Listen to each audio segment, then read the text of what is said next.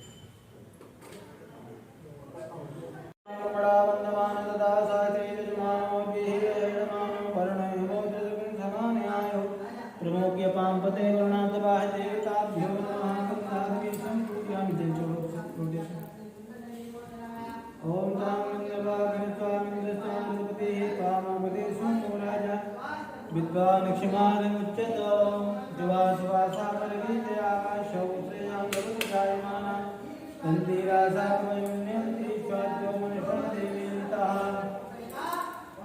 वस्त्रवस्त्रातेरक्तसूत्रं समर्पयामि विष्णुतगाक्ष ॐ त्वां गन्धर्वाय गणितां कलशः ॐ कलशादिष्टादिदेवताभ्यो नमः गन्धात्मेनं समर्पयामि यक्षितासश्रेष्ठा कुंकुमार्ता स्वपितामया निवेदितावस्था ज्ञानस्वरमेश्वरक्षतां समर्पयामि पुष्पं पुष्पमालाम् औपदेहि नमोदगुणमुपवदेहि सुवरेहि यद्वाहि संवरेहि विदाय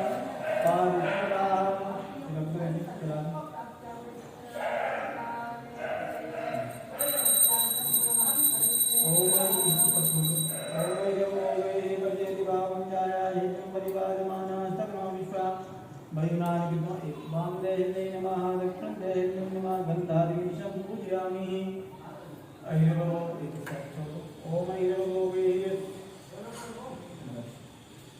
और इसको कलश को आप सब रखना है और गणेश जी को आप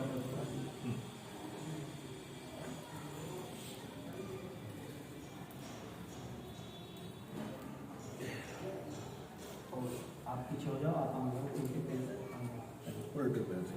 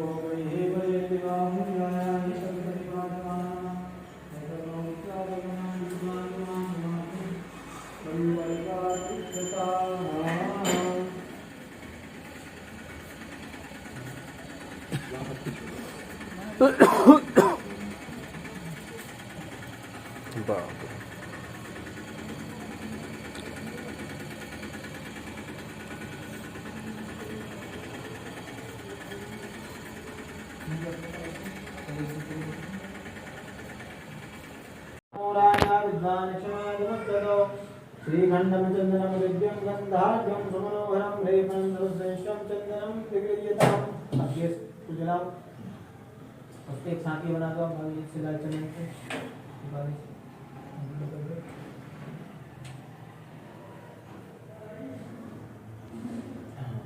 जलाओ गैस को। ओम अग्निन्दूतं पुरोदते अभवामुपरे देवांगा साधयादियो अग्निः सम्पूज्य गन्धादिभिः सम्पूजयामि अग्निनारायणाय नमः।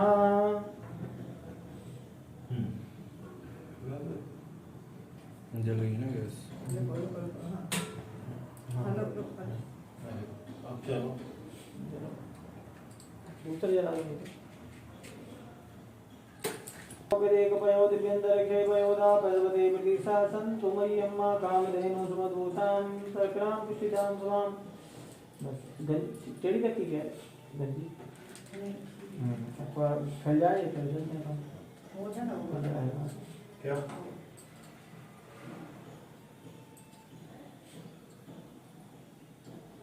अच्छा दूध पूरा उबल जाए।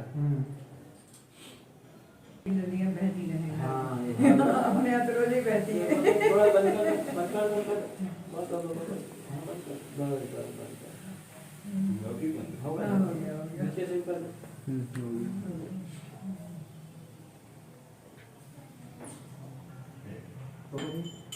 और इबारत का ऐसा करो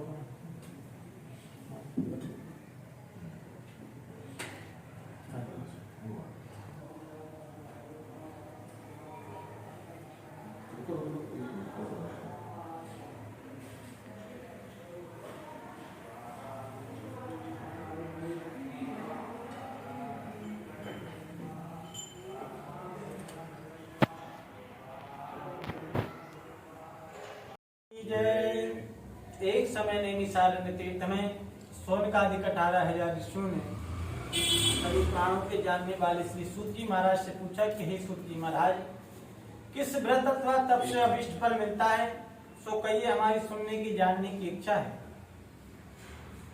उसी समय देव ऋषि महर्षि इस विषय का चिंतन कर रहे थे। नारद मुनि का आगमन हुआ। देव ऋषि महर्षियों ने भगवान नारद को प्रणाम किया, बैठने के लिए आसन दिया और कहा कि हे मुनि नारद, आप भगवान ब्रह्मा के मानस पुत्र हैं और विद्वानों में आपकी सर्वप्रथम गणना होती है। इस समय धराधाम पर कलिकाल का आगमन हो गया है और इस कलिकाल में जन्मे हुए सभी प्राणियों के ऊपर कृपा करके आप कोई ऐसा व्रत उपाय तब बताइए जिसके करने मात्र से इस कलिकाल के मनुष्यों को भगवान की भक्ति कृपा प्राप्त हो जाए।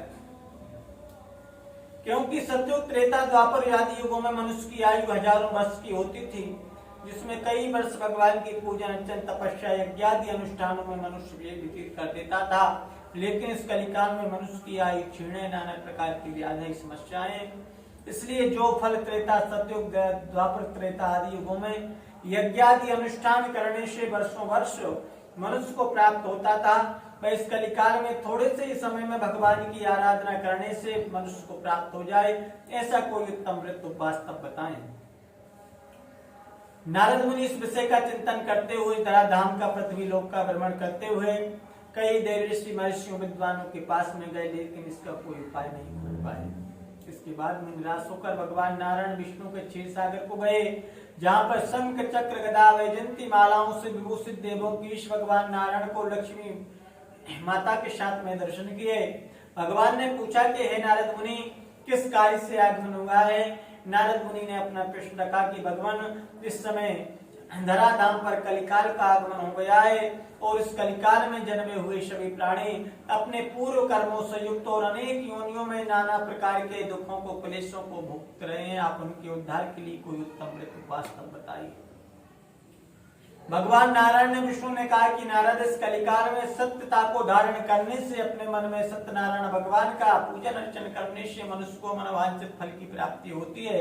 नारद मुनि प्रसन्न हुए कि भगवान इस सत्य क्या है और सत्य नारायण भगवान का व्रत पूजन क्या है, क्या इसका विधान है, क्या पूजन सामग्री है और किन के साथ में इस व्रत को करना चाहिए, किस समय पर इस व्रत को करना चाहिए।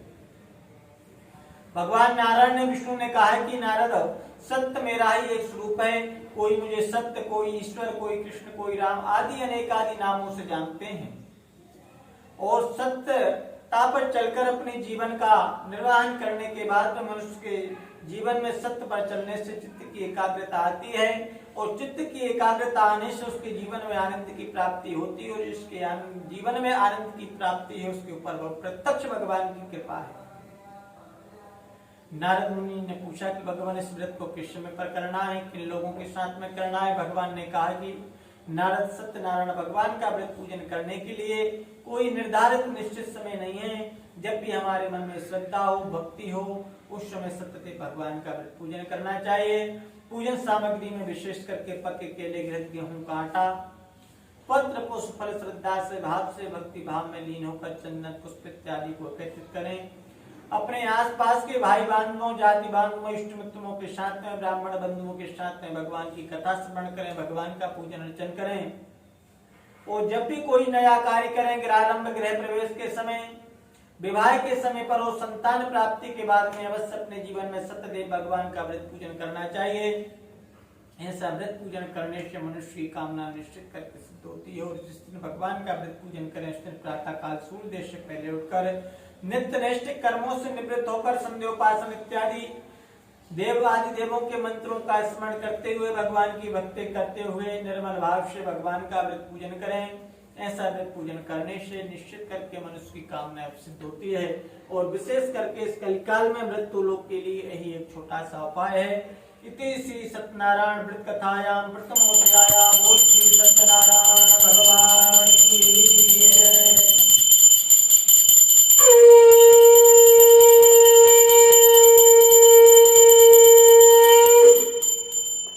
नारद मुनि ने पूछा कि भगवान इस कलिकाल में सर्वप्रथम इस व्रत को किसने किया था, उसकी कथा श्रवण कराइए। भगवान नारायण ने विष्णु ने कहा कि नारद, सुंदर काशीपुरी जो कि वाराणसी है, उसमें एक विद्वान ब्राह्मण निवास करते थे। वह ब्राह्मण बहुत विद्वान थे और बहुत ही भगवान के भक्त थे, लेकिन मनुष्य को विद्या, बुद्धि, धन, वैभव, परिवार इत्यादि की प्राप्ति अपने पूर्व कर्मों के अनुसार होती है। वह ब्राह्मण भी बहुत विद्वान होने के बाद में उसके जीवन में निर्धनता थी और निर्धनता सबसे बड़ा दुख का कारण होता है।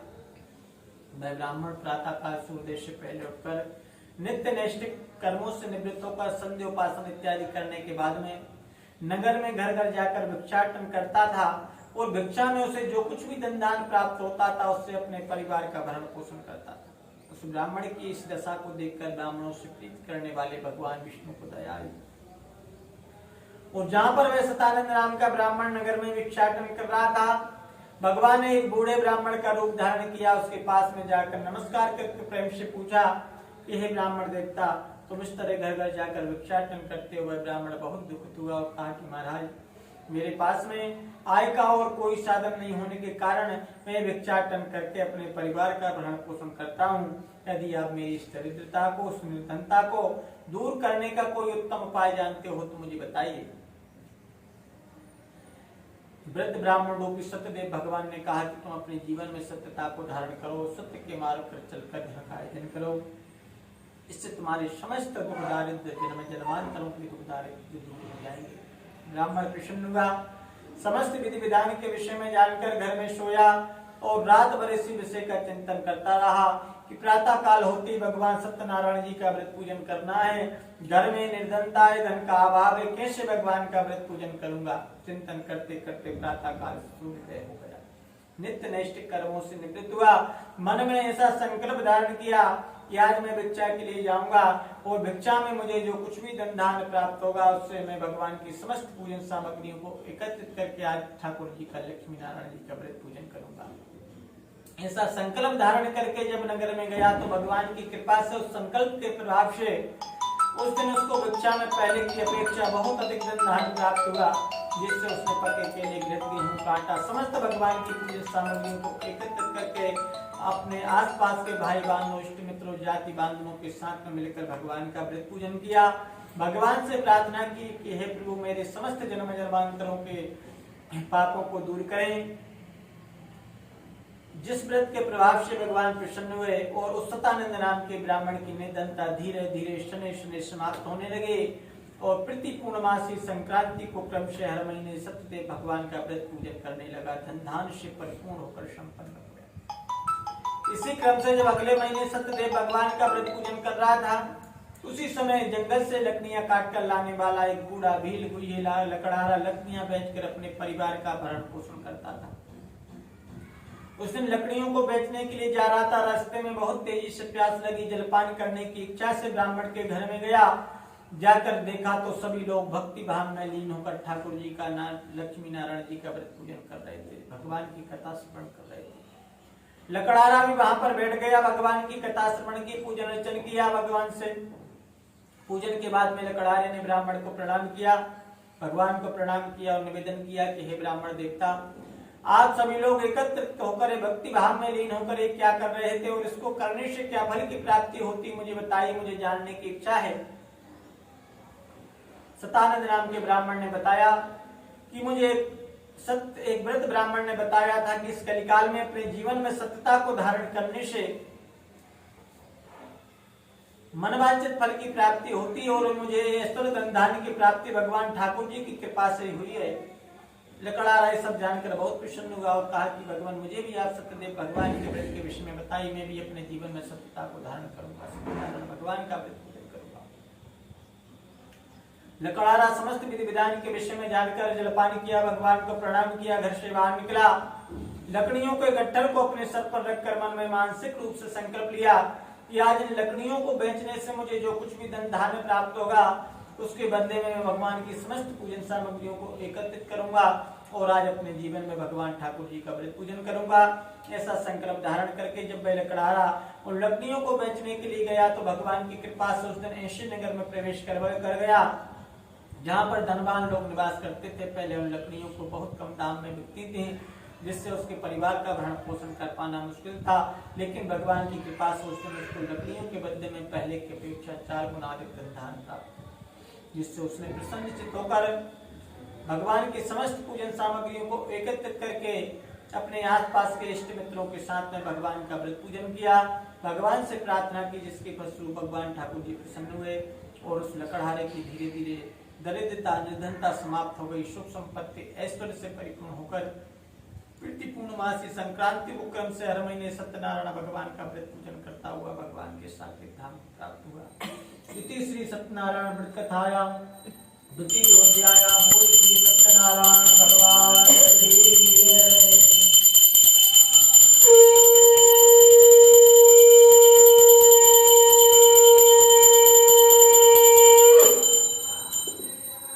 पहले के समय में उल्का नाम का एक राजा राज्य करता था। वह भी सत्यवादी देवभक्ता, प्रतिदिन देवालयों में जाकर गरीबों को अन्न वस्त्र दान देकर संतुष्ट करता था। सुंदर कमल के समान मुख वाली प्रतिभा उसकी स्त्री थी। राजा के कोई संतान नहीं थे और राजा तुंगभद्रा नदी के किनारे पर दोनों पति पत्नी भक्ति भाव में लीन होकर सत्यनारायण भगवान का व्रत पूजन कर रहे थे। उसी समय एक साधु वैश्य बनिया व्यापारी अपनी नौका में अनमोल पदार्थों को लेकर आया और नदी के किनारे पर लगाकर राजा के पास में गया। राजा को प्रणाम करके निवेदन किया कि हे राजन, आप ये भक्ति चित्त में लीन होकर क्या कर रहे हैं और इसको करने से क्या फल की प्राप्ति होती है। उनका मुख नाम के राजा ने बताया कि सेठ जी, हमें अतुल तेज वाले भगवान चक्रधारी गदाधारी भगवान सत्यनारायण जी का व्रत पूजन किया जा रहा है और इस व्रत पूजन को करने से मनुष्य को मनवांछित फल की प्राप्ति होती है, निर्धन को धन की प्राप्ति होती है, निसंतान को संतान की प्राप्ति होती, भयवान भय हो जाता है। और विशेष रूप से हमारे जीवन में हमको कोई संतान नहीं है तो हम संतान प्राप्ति के लिए सत्यदेव भगवान का व्रत पूजन कर रहे हैं। साधु वैश्य बनिया ये सब जानकर बहुत प्रसन्न हुआ और कहा कि महाराज, मुझे भी अपने जीवन में कोई संतान नहीं है और आशा ही नहीं, मुझे विश्वास है कि यदि सत्यदेव भगवान का व्रत पूजन करूंगा तो मुझे अपने जीवन में अवश्य सर्वगुण संपन्न संतान की प्राप्ति होगी।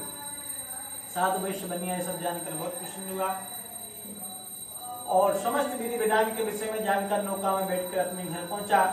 घर जाकर अपनी पतिव्रता स्त्री लीलावती को बताया कि आज मुझे उल्कामुख नाम के राजा ने बताया है कि इस कलिकाल में सत्यदेव भगवान का व्रत पूजन करने से मनुष्य को मनवांछित फल की प्राप्ति होती है और हमारे जीवन में हमको कोई संतान नहीं है, तो हम संकल्प धारण करते हैं कि जिस समय पर हमारे जीवन में संतान की प्राप्ति हो जाएगी उसके बाद में सत्यनारायण भगवान का व्रत पूजन करेंगे। ऐसा दोनों पति पत्नी ने संकल्प धारण किया।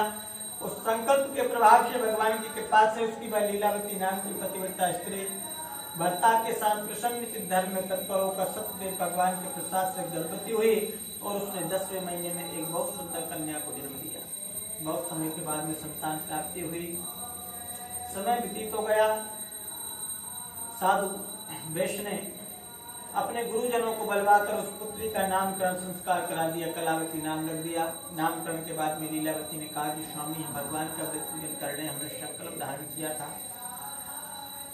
ये अपने जीवन में संतान प्राप्ति के बाद में सत्यदेव भगवान का व्रत पूजन करेंगे, संतान की प्राप्ति हो गई, नामकरण होगा, लेकिन हमने अपना संकल्प प्रतिज्ञा पूरी नहीं की, भगवान ठाकुर जी का व्रत पूजन नहीं किया।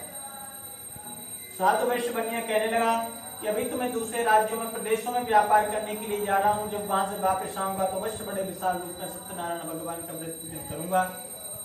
कई प्रकार से उसको संतुष्ट करके आश्वासन दिलाकर कई नौकाओं में व्यापार के लिए सामान लगवाया और दूसरे राज्यों में प्रदेशों में व्यापार करने के लिए चला गया। कई वर्षों तक व्यापार किया, धन कमाया, पुनः जब अपने नगर में वापस आया और अपने नगर में प्रवेश करती कलावती कन्या को सखियों के साथ घूमते हुए देखकर उसकी विवाह की चिंता हो गई कि पुत्री बड़ी हो गई, इसका विवाह संस्कार पाणी ग्रहण संस्कार संपन्न कर दिया जाए।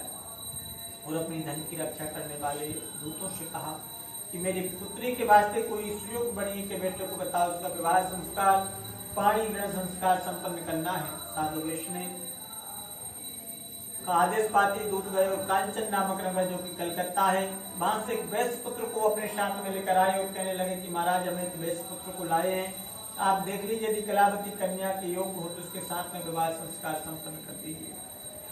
साधु वेश ने ठाकुर संतुष्ट होकर उस वैश्य पुत्र के साथ में कलावती कन्या का विवाह संस्कार पाणी ग्रहण संस्कार संपन्न कर दिया। लेकिन दुर्भाग्य के वशीभूत उसने विवाह के समय पर भी सत्यदेव भगवान का व्रत पूजन नहीं किया। जब उसकी पतिव्रता स्त्री लीलावती ने कहा कि स्वामी हम भगवान का व्रत पूजन कर ले, हमने संकल्प धारण किया था कि संतान प्राप्ति के बाद में भगवान का व्रत पूजन करेंगे, संतान का विवाह भी हो गया, लेकिन हमने अपनी प्रतिज्ञा संकल्प पूरा नहीं किया। साधु वैश्य बनिया कहने लगा कि अभी तो मैं अपने दामाद को साथ में लेकर प्रदेश व्यापार करने के लिए जा रहा हूँ और जब वहां से वापस आऊंगा तो अवश्य बड़े विशाल रूप में सत्यदेव भगवान का व्रत पूजन करूंगा। कई प्रकार से उसको संतुष्ट करके आश्वासन दिलाकर कई नौका में व्यापार के लिए सामान लदवाया और चंद्रकेतु राजा के रत्नसार नामक नगर में पहुंचते भगवान ने देखा कि इस वैश्य ने अपनी प्रतिज्ञा अपना संकल्प पूरा नहीं किया, इसको श्राप दे दिया कि साधु वैश्य को अपने जीवन में बड़े भयंकर और कठिन प्राप्त हो जाए। चंद्रकेतु राजा के राज में गया, भगवान ने ऐसी माया रचाई कि राजा के राज घराने में रात्रि में चोरी करके धन पदार्थ सोना चांदी इत्यादि राजा के राज में से चोरी करके चोर भाग रहे थे। राजा के सिपाहियों ने देखा कि राजा के राज में से चोरी करके चोर भाग रहे हैं, चोरों के पीछे दौड़ना शुरू कर दिया। चोरों ने भी देखा कि राजा के राज में से सिपाही दौड़ते चले आ रहे हैं, हमने धन पदार्थ सोना चांदी इत्यादि चुराया है, इसको लेकर हम भाग नहीं पाएंगे, पकड़े जाएंगे। ऐसा जानकर जहाँ पर साधु वैश्य बनिए ठहरे थे की नौका में चोरी का सामान छिपा दिया और खाली हाथ चोर आराम से भाग गए। जब राजा के दूत दौड़ते हुए आए और देखा कि राजा का चोरी गया हुआ धन दान इन्हीं दोनों के पास में और यही दोनों चोर हैं, ऐसा जानकर कठोर रस्सियों में बांध कर ले गए और कहने लगे कि राजन हम दो चोर पकड़ कर लाए हैं, बताएं इनको क्या दंड देना, क्या सजा देना है। उन दोनों साधु वैश्यों ने बहुत कहा कि महाराज हम चोर नहीं हैं, हम तो साधु वैश्य बनिए व्यापारी हैं, आपके नगर में व्यापार करने के लिए आए हुए थे, लेकिन भगवान की माया से मोहित किसी ने भी उनका कोई कहना नहीं माना और यही दोनों चोर ऐसा जानकर कठोर कारागृह में डाल दिए, बेड़ियां हथकड़ियां इत्यादि लगवा दी। उनके पास में जो कुछ भी सामान था सो सब छीन लिया। उधर साधु वैश्य के घर में रखा हुआ धन भी भगवान की माया से चोर चुरा ले गए, जिससे उसकी स्त्री और पुत्री को बहुत दुखों का सामना करना पड़ा। जो राज सुख भोगने वाली थी वो घर घर जाकर झाड़ू पोछा इत्यादि भूख प्यास की चिंता में भटकने लगी। कई वर्षों तक भटकने के बाद में एक दिन वह कलावती कन्या भूख प्यास से दुखित होकर पीड़ित होकर भिक्षा लेने के लिए ब्राह्मण के घर में गई, जहाँ पर सत्यदेव भगवान का व्रत पूजन हो रहा था। वहां बैठकर उसने भगवान की कथा श्रवण की, भगवान का पूजन अर्चन किया और बहुत देरी से भगवान का चरणों तक प्रसाद देकर जब घर में आई तो उसकी माता ने बेटी से पूछा कि बेटी इतनी रात तक तू कहाँ थी और तेरे मन में क्या है। तब उस कलावती कन्या ने सत्यदेव भगवान के व्रत के विषय में बताया कि ब्राह्मण के घर में भगवान ठाकुर जी का व्रत पूजन हो रहा था, उसमें सम्मिलित होने के कारण मैं बहुत देरी से विलंब से घर में आई हूँ। लीलावती ने वहीं पर संकल्प धारण किया कि हमने भगवान का व्रत पूजन नहीं किया है, हमारा संकल्प प्रतिज्ञा पूरी नहीं हुई है, जिस कारण से हमको इन कठिनाइयों का सामना करना पड़ रहा है। उसने वहीं पर संकल्प धारण किया, प्रातः काल होती अपने सामर्थ्य के बुद्धि के अनुसार भगवान की समस्त उत्तम से उत्तम पूजन सामग्रियों को एकत्रित करके भक्ति भाव में लीन होकर सबके साथ में भगवान ठाकुर जी का व्रत पूजन किया। भगवान से प्रार्थना की, हे प्रभु मेरे पति और दामाद का अपराध क्षमा करने में आप सामर्थ्य हैं। बारंबार दीन वचनों से भगवान प्रसन्न हुए और भगवान ने उसमें उत्तम चंद्रकेतु राजा को रात्रि में स्वप्न दिया कि राजन, प्रातः काल होते उन दोनों वैश्य बंधुओं को छोड़ दो, उन्होंने कोई अपराध नहीं किया, वह अपराध हैं, और यदि तुमने ऐसा नहीं किया तो तुम्हारा राज वैभव सब नष्ट हो जाएगा। राजा रात भर नहीं सोया, चिंतित हो गया। प्रातः काल होती सभासदों को, मंत्रियों को, राज्यों को बुलाया। सभी लोगों ने कहा कि राजन, इस कार्य को तुरंत करना चाहिए, इसमें किंचित मात्र भी विलंब नहीं करना चाहिए।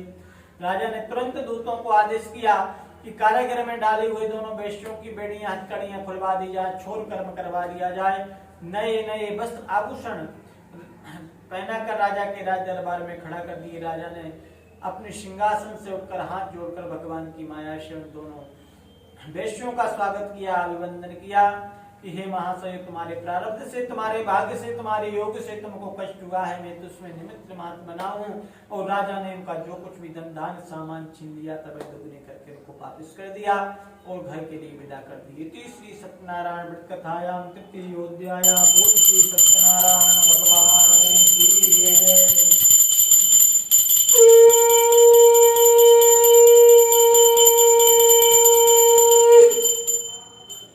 यात्रा के पहले मंगलाकृत करके गरीबों को अन्न वस्त्र दान करके साधु वेश्य बनिया नौका में बैठकर अपने नगर की ओर यात्रा प्रारंभ कर दी। कुछ दिन यात्रा करने के बाद में जब साधु वेश्य बनिया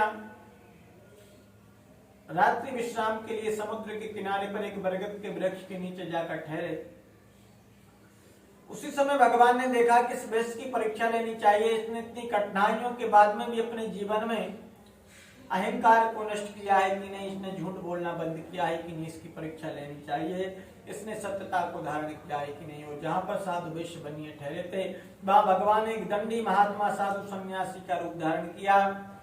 इनके पास में जाकर नमस्कार करके प्रेम से पूछा कि हे साधु वेश्य महाराज, आप लोग कहाँ जा रहे हो और आपकी नौका में क्या सामान लदा हुआ है। साधु वैश्य बनी कहने लगे, महाराज आप क्यों पूछते हो, क्या चुराने की लेने की इच्छा है। हमारी नौका में तो लता पत्र आदि बैल बूढ़ घास फूस इत्यादि भरा हुआ है। इस तरह उनका निष्ठुर मिथ्या भाषण सुनकर दंडी महात्मा ने कहा कि बहुत अच्छा, जो तुमने कहा है वही सत्य होगा, अर्थात तुम्हारी नौका में लता पत्र आदि बैल बूढ़ घास फूस इत्यादि परिवर्तित हो जाएगा। ऐसा कहकर दंडी महात्मा वहां से निकल गए और कुछ दूर जाकर एक बरगद के वृक्ष के नीचे जाकर ठहरे।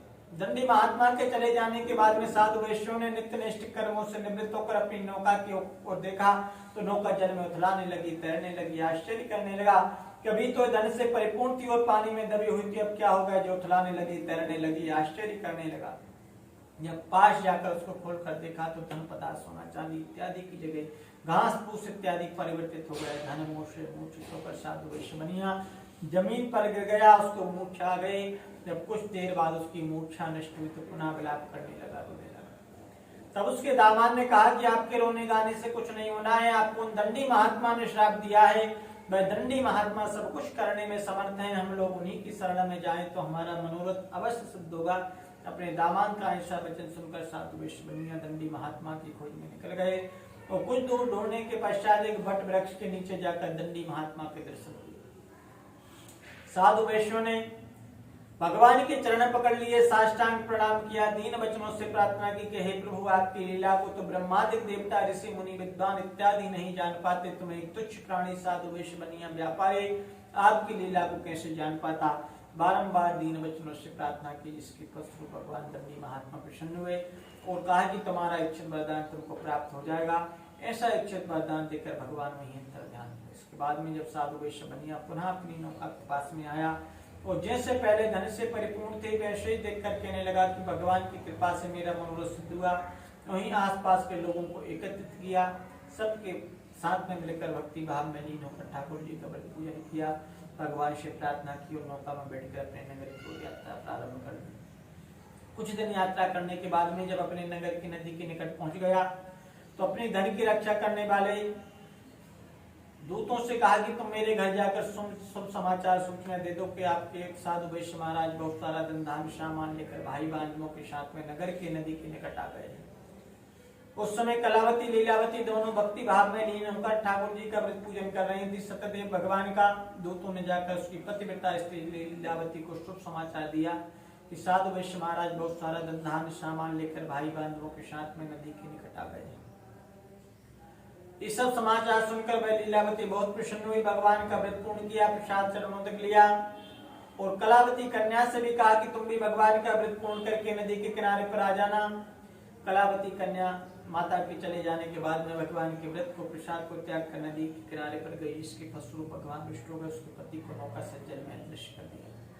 जब वह कलावती कन्या अपने पति को न देखकर बड़े शोक से रोती हुई भूमि पर गिर पड़ी, पति की खड़ाऊ लेकर सती होने का जल में डूबकर मरने का निश्चय कर लिया। तभी आकाशवाणी हुई कि हे साधु वैश्य, तेरी कन्या मेरे प्रसाद को व्रत को त्याग कर आई है, इसलिए इसका पति अदृश्य हो गया है। अब ये घर जाकर व्रत पूर्ण करके प्रसाद चरणों तक लेकर आए तो अपने पति के दर्शन अवश्य पाएगी। कन्या ने तुरंत आकाशवाणी सुनते ही घर जाकर प्रसाद चरणों तक लिया, व्रत पूर्ण किया। आकर स्वजनों बांधवों के साथ में पति के दर्शन किए और पिता से कहने लगी, पिताजी अब क्यों विलंब करते हैं, शीघ्रता से अपने घर को चलिए।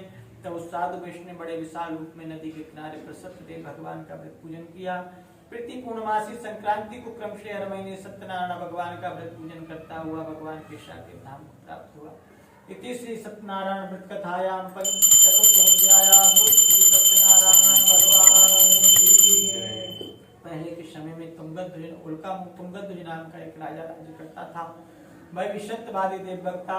प्रतिदिन देवालयों में जाकर गरीबों को अन्न दान देकर संतुष्ट करता था। एक दिन वह राजा शिकार खेलने के लिए वन में गया और अनेक प्रकार के पशु पक्षियों को मारकर एक बरगद के वृक्ष के नीचे जाकर बैठ गया। वहीं पास में गायों को चराने वाले ग्वाल वाले सामूहिक रूप से सत्यदेव भगवान का व्रत पूजन कर रहे थे। वहां जाकर बैठ गए, उसने भगवान की कथा श्रवण की, पूजन अर्चन किया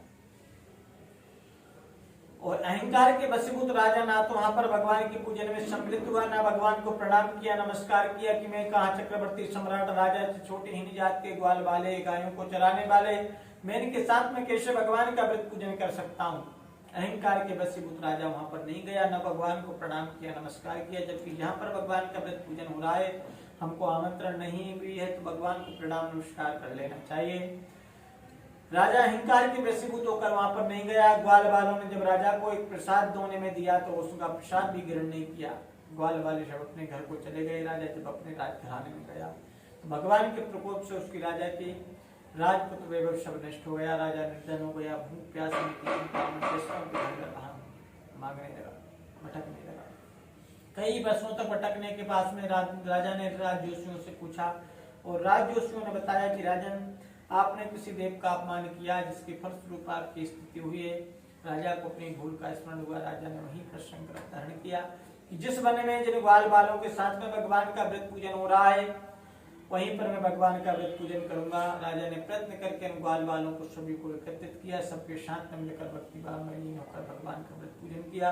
भगवान से प्रार्थना की बारंबार दीन वचनों से, जिसके फलस्वरूप राजा का खोया हुआ राजपुत्र वैभव प्राप्त हो गया। राजा अनंत कोटि वर्षों तक राजस्व भोगने के बाद में भगवान के साकेत धाम हो गया। जो कोई भी मनुष्य सत्यदेव भगवान का व्रत पूजन करता है, मनवांछित फल देने वाली पुण्यकारक कथा को श्रवण करता है अथवा अपने जीवन में धारण करता है, उसको ठाकुर जी लक्ष्मी नारायण जी की कृपा से मनवांछित फल की प्राप्ति होती है, धन को धन की प्राप्ति होती है, संतान को संतान की प्राप्ति होती है, भयवान भय हो जाता है और अनंत कोटि वर्षों तक भगवान के साकेत धाम में वास करता है। जिन्होंने पहले समय में इस व्रत को किया है उनके दूसरे जन्म की कथा है। सतानंद नाम के ब्राह्मण ने दूसरे जन्म में सुदामा का जन्म लेकर श्री भगवान कृष्णचंद्र जी की भक्ति करके मोक्ष को प्राप्त किया। लकड़ारे ने गुहे केवट का जन्म लेकर श्री रामचंद्र भगवान के पदार बिंदों को पकार कर मोक्ष को प्राप्त किया। उल्का मुख नाम के राजा ने दशरथ जी का जन्म लेकर श्री रंगनाथ जी का पूजन करके श्री रामचंद्र भगवान को पुत्र रूप में प्राप्त करके मोक्ष को प्राप्त किया। साधु वैश्य ने मोरध्वज बनकर अपने पुत्र को आरे से चीरकर भक्ति युक्त कर्म करके मोक्ष को प्राप्त किया। और तुंगध्वज नाम के राजा ने मनुष्य रूपा का जन्म लेकर श्री हरि नारायण भगवान की सेवा करके भक्ति करके मोक्ष को प्राप्त किया। इति श्री सत्यनारायण व्रत कथायां पंचमोध्याया। बोल श्री सत्यनारायण भगवान श्री लक्ष्मी नारायण भगवान की जय, गणेश जी महाराज की। अब हवन पात्र उठाओ। थोड़ा पीछे खसकना पड़ेगा। यार वीडियो चल क्षमानाय स्वाहा। घी छोड़ 5 बार। ओम भू स्वाहा, ओम भवा स्वाहा, ओम स्वा स्वाहा, ओम महा स्वाहा, ओम जनः स्वाहा, ओम तपः स्वाहा।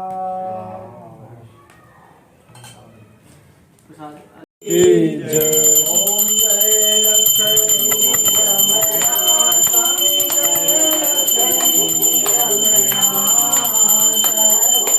सत्यनारायण श्री सत्यनारायण स्वामी धनपालक हरणा। ओम जय लक्ष्मी रमणा सिंहासन अद्भुत विराजे, स्वामी अद्भुत विराजे। नारद करत निरंजन, नारद करत निरंजन, गंगा ध्वनि बाजे। ओम जय लक्ष्मी रमणा प्रगट भये कलिकारण, तुझको दरस दियो स्वामी, तुझको दरस दियो। बूढ़ा ब्राह्मण बन कर, बूढ़ा ब्राह्मण बन कर कंचन बदल कियो। ओम जय लक्ष्मी रमणा दुर्बल भील करायो, जिन पर कृपा करी स्वामी, जिन पर कृपा करी। चंद्र राजा चंद्र चूर्ण राजा, तिनके विपति हरे। ओम जय लक्ष्मी रमणा वैस मनोरथ पायो, सदा सजनी स्वामी सदा सजनी। तो फल भोग्यो प्रभु जी, तो फल भोग्यो प्रभु जी, कराए सुत के। ओम जय लक्ष्मी रमणा भागवत के कारण, जन जन रूप धरो स्वामी, जन जन रूप धरो। साधारण कीनी, साधारण कीनी, तिनको काज करो। ओम जय लक्ष्मी रमणा ग्वाल बाल संग राजा, वन में भक्ति करी स्वामी, वन में भक्ति करी। मन वांछित फल दीनो, मन वांछित फल दीन दयाल हरि।